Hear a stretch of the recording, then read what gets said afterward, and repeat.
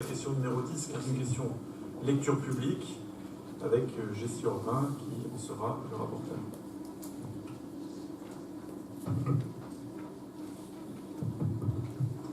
Bonjour. Donc la question concerne la politique tarifaire des bibliothèques et des médiathèques.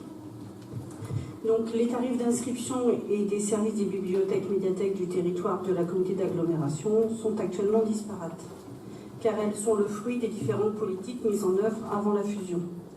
Pour respecter le principe fondamental d'égalité des citoyens devant le service public et dans un souci de cohérence et d'homogénéité entre les établissements de lecture publique, il est proposé d'harmoniser les tarifs d'inscription et de service et d'adopter une politique tarifaire commune à l'ensemble des équipements de lecture publique de la communauté d'agglomération. Dans le cadre du projet culturel de territoire, la communauté d'agglomération s'attache à mettre en œuvre des mesures qui visent à élargir l'accès de tous les habitants à l'ensemble des pratiques culturelles.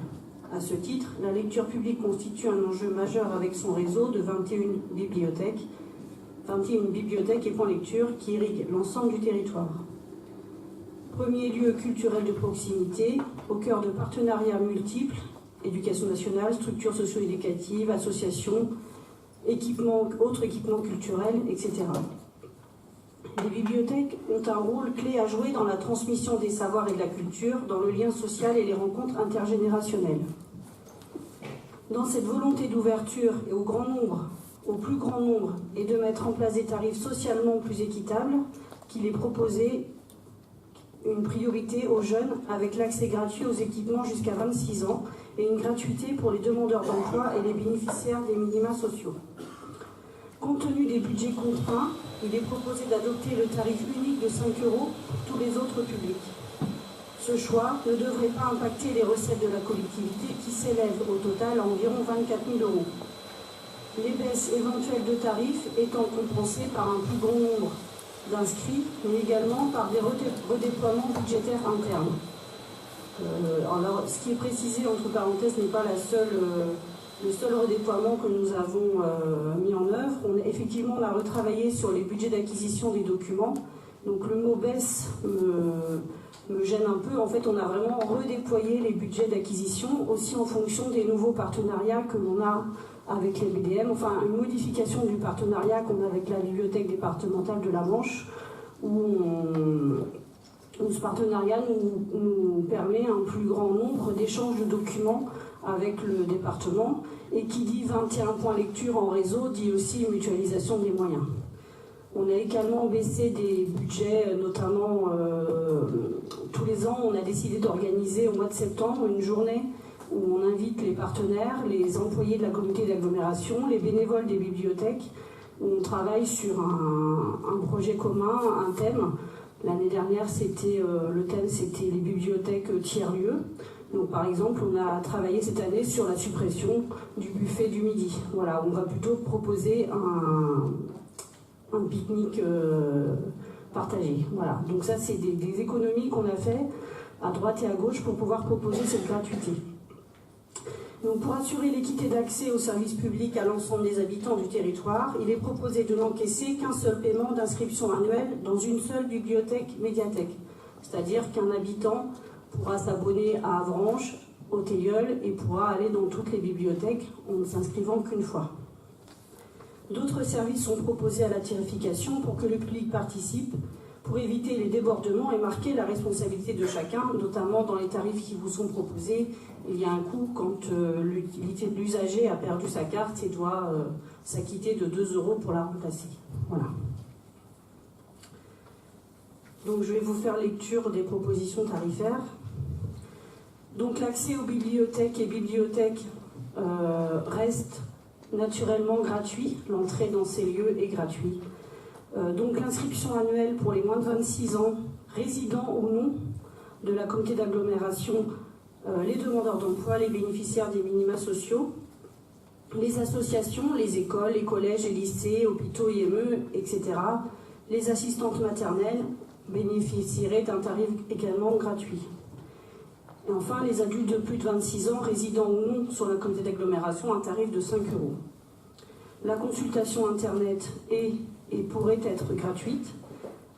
Un tarif aussi pratiqué sur les impressions et les photocopies. Donc vous avez les tarifs à 20 centimes, 40 centimes.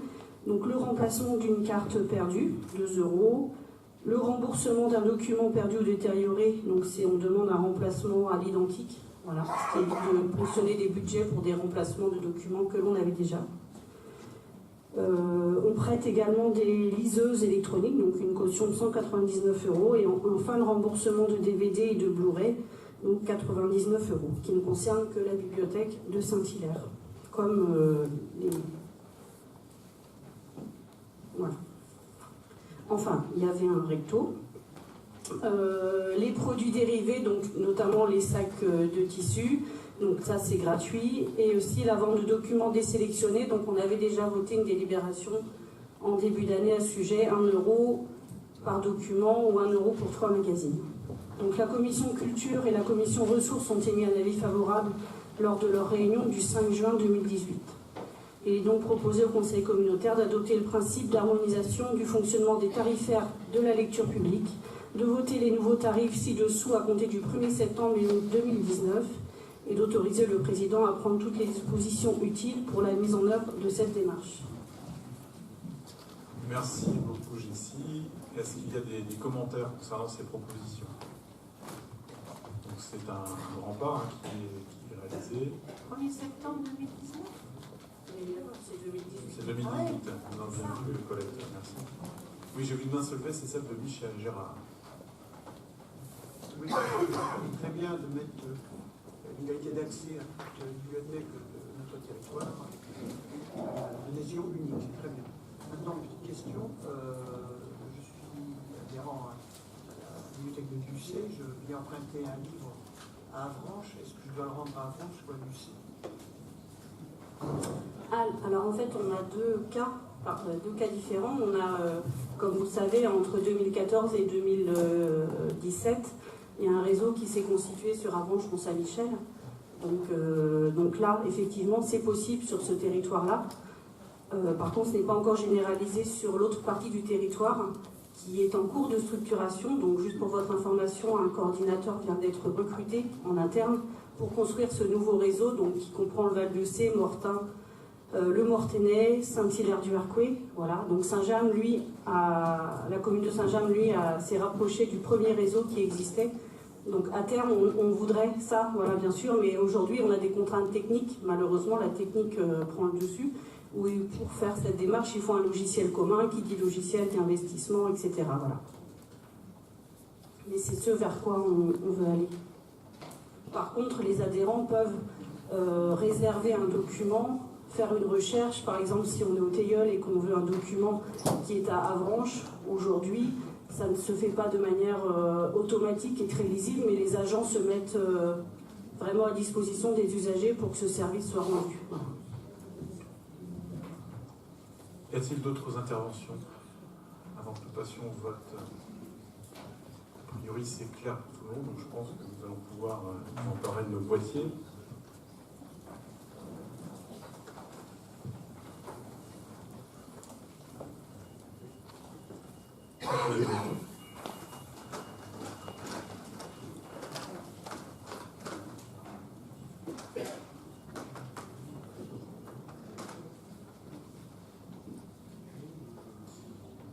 Donc 131 votes ont été exprimés, 124 votes sont favorables, 5 sont défavorables et 2 sont des abstentions. Question adoptée à la majorité. Nous passons